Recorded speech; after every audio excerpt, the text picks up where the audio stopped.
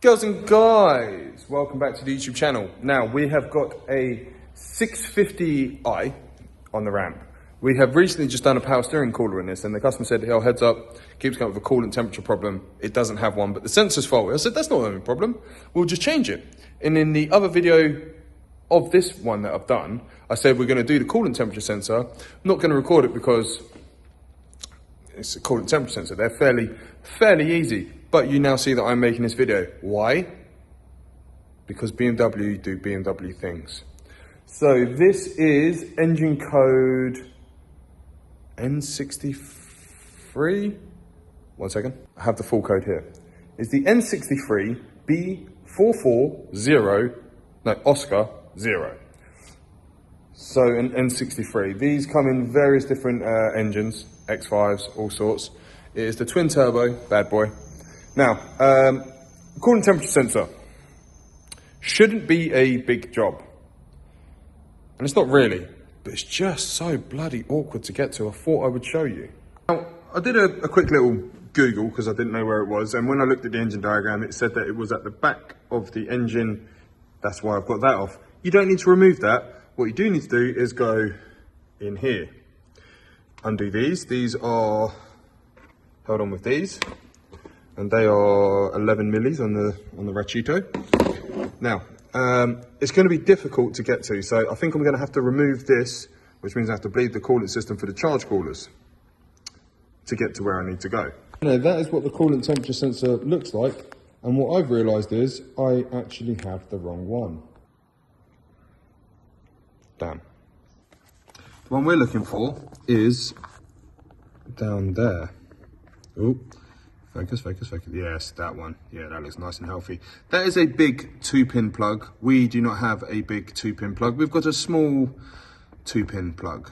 But as you can see, that one does not look very good. Now, just for reference, you are looking to the left of the alternator, down there. How am I going to get to that?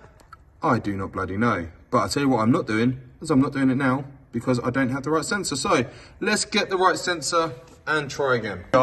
We are in this situation. We've still got the 20 valve turbo on there. We have just had the cam pulleys for that, but back to this one. So what we've done is there's a secondary air pump held in with 2 Torx bolts here. Remove that, and you know what? We can get a nice 22mm socket on there. So I'm gonna slowly undo that.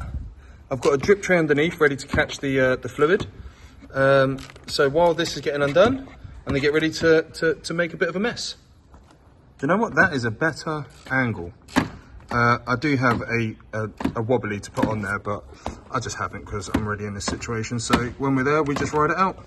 Well, we've got part of the HMS Titanic out. Pretty nasty. Hilariously though, she's not losing her fluid. I've had nothing coming out of here. There is coolant in it. I've checked in both reservoirs. Yeah, so that's not lost any fluid. So now, just a quick compare the sense order. We're going to put that one in. That is going to be fun to get in. Now, I am going in from this angle. Okay. This bracket is very sharp, but you got to undo loads of stuff to get it out. I'm just showing you the cheap way. So if you don't mind a little scratchy on your wrist, do it this way. So this is what I mean by scratchy on your wrist. That is just digging in there. Now, if you've got like nice thin little wrists, you'll be fine. I don't. And I'm not going to say that it hurts because I don't want to be that person, but ow. Okay, she is in and on. Oh, lost it, there it is. Right, now, that's on, clicked in, had a nice, satisfying click. Now we're going to refit the secondary water pump, little auxiliary pump thing. There it is down there, that's not down there. They go there, refit the bottle, reconnect that, check the levels and get it started up and hope we have no fault. Before we go for the startup, that is nice and full. Check the engine one. Do that while we're here. And no, we don't need to check that one because it hasn't leaked CH fluid.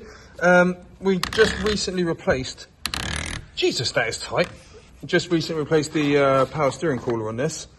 But it hasn't leaked. Oh, that needs some fluid quickly. Jesus, that is empty. Right, let's fill that one up. That is now full, but it is what it is. Now, get the last bits up. Let's get it started up and go for a little road test. All right, good news. The head-up display isn't telling us anything. We've got nothing on the dash.